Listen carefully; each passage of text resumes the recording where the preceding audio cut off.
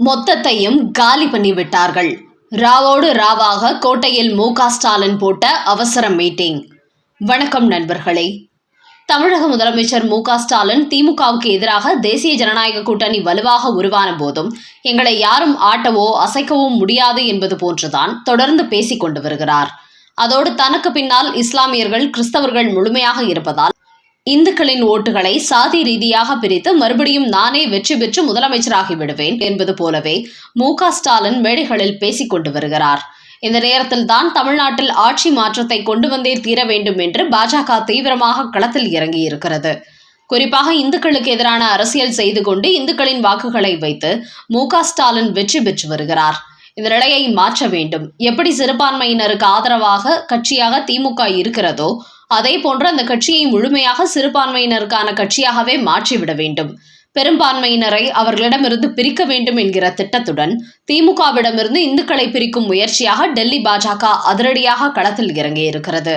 அதன் காரணமாகவே இந்துக்களை சாதி ரீதியாக பிரித்து அரசியல் செய்து வரும் மு.க. ஸ்டாலினுக்கு அதிர்ச்சி கொடுக்கும் வகையில் தற்போது மத ரீதியாக ஒட்டுமொத்த இந்துக்களையும் இணைக்கும் முயற்சியில் பாஜக மேலிடம் படு தீவிரமடைந்துவிட்டது. அதன் முதல் கட்டமாக தான் மதுரையை டார்கெட்டாக கொண்டு களத்தில் இறங்கினார் அமித்ஷா. கடந்த முறை மதுரையில் வந்திறங்கி அமித்ஷா அங்குள்ள அரசியல் நிலவரம் எப்படி உள்ளது, குறிப்பாக இந்து மக்களை திமுக எப்படிப்பட்ட வாக்கு வங்கியாக மாற்றி வைத்திருக்கிறது என்பதை அங்குள்ள நிர்வாகிகள் மூலம் ஆலோசனை நடத்தி தெரிந்து கொண்டவர், பிரிந்து கிடக்கும் இந்து மக்களை ஒன்றிணைக்க வேண்டும், எப்படி கிறிஸ்தவ முஸ்லிம்கள் மத ரீதியாக ஒற்றுமையாக இருக்கிறார்களோ அதை இந்துக்கள் மத்தியிலும் ஏற்படுத்த வேண்டும் என்கிற முடிவுடன் தற்போது மதுரையில் முருக பக்தர்கள் மாநாட்டை நடத்தி முடித்துள்ளார்கள். இப்படி டெல்லி மேலிடம் திட்டமிடுகிறார்கள் என்றதுமே அதற்கு நாம் வாய்ப்பே கொடுத்துவிடக்கூடாது, மத ரீதியாக பிரிவினையை ஏற்படுத்துகிறார்கள் என்று சொல்லி இதை தடுக்க வேண்டும் என்று திமுக காவல்துறை மூலம் ஏகப்பட்ட தடைகளை போட்டு வந்தது. என்றாலும் இந்து முன்னணி சார்பில் மதுரை உயர்நீதிமன்றத்திற்கு சென்று அந்த தடைகளை உடைத்து நேற்று மிகச் சிறப்பாக மதுரையில் முருகன் மாநாடு நடத்திவிட்டார்கள்.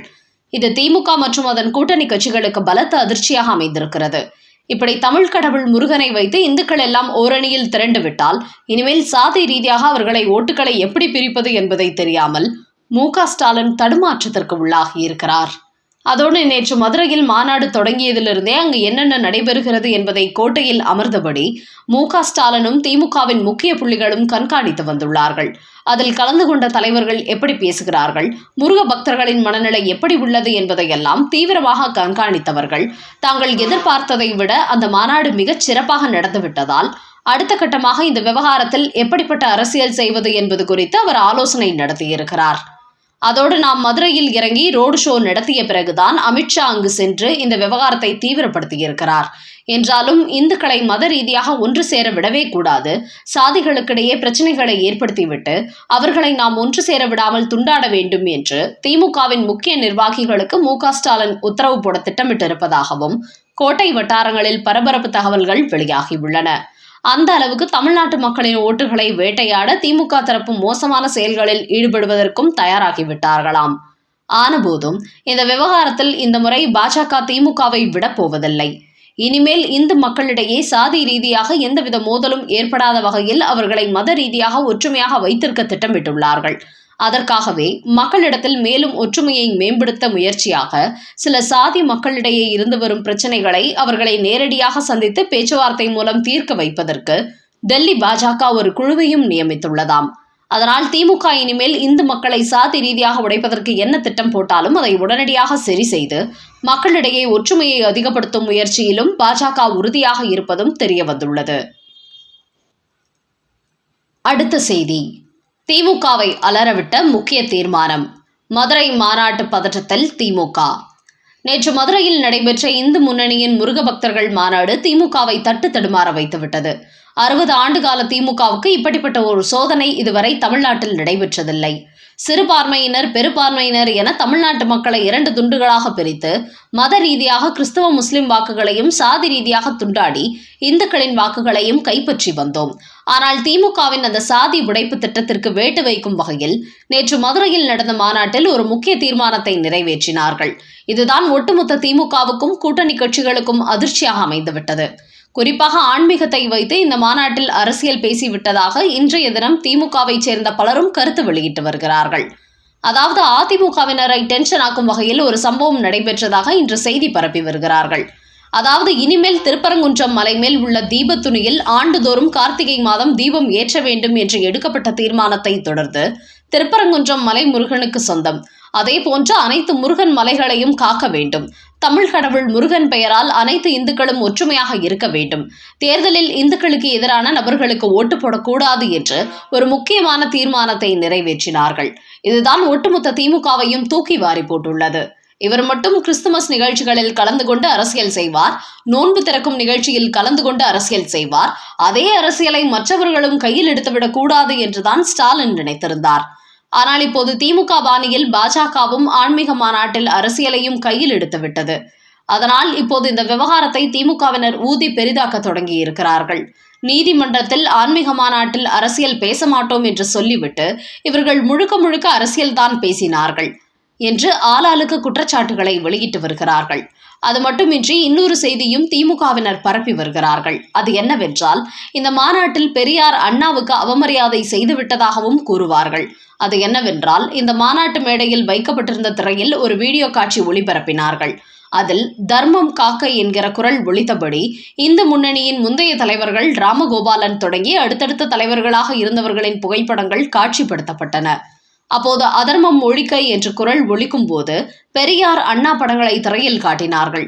அதோடு பெரியார் ஆதரவாளர்களை கருப்பு சட்டைக்காரர்கள் என்றும் உலகின் முதல் புரட்சி தலைவர் முருகப்பெருமான் என்றும் குறிப்பிட்டிருந்தார்கள்.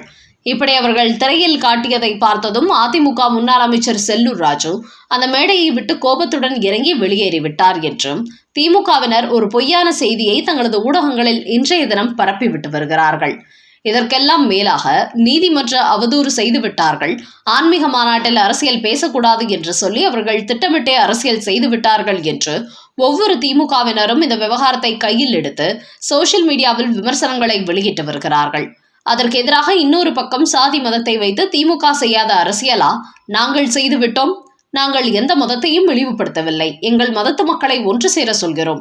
நாமெல்லாம் ஒன்றுபட்டால் நமக்கு நல்லது நடக்கும் என்ற ஒரு நல்ல விஷயத்தை தான் மக்கள் மனதில் எடுத்து வைத்தோம். திமுகவை போன்று இந்துக்களை சாதி ரீதியாக துண்டாடி மோதலை ஏற்படுத்தவில்லை.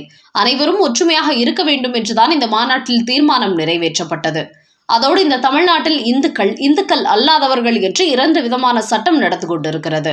இந்துக்களுக்கு எதிராக அரசியல் செய்யும் திமுக சிறுபான்மையினருக்கு மட்டும் முழுக்க முழுக்க ஆதரவாக உள்ளது. இதை மக்கள் பார்த்து கொண்டுதான் இருக்கிறார்கள். அப்படி இருக்கும்போது பாதிக்கப்பட்ட மக்களுக்கு விழிப்புணர்வு ஏற்படுத்த வேண்டாமா? அந்த அடிப்படையில் தான் இந்த தீர்மானம் நிறைவேற்றப்பட்டது என்று இந்து முன்னணி சார்பில் அதற்கு விளக்கம் கொடுத்து வருகிறார்கள்.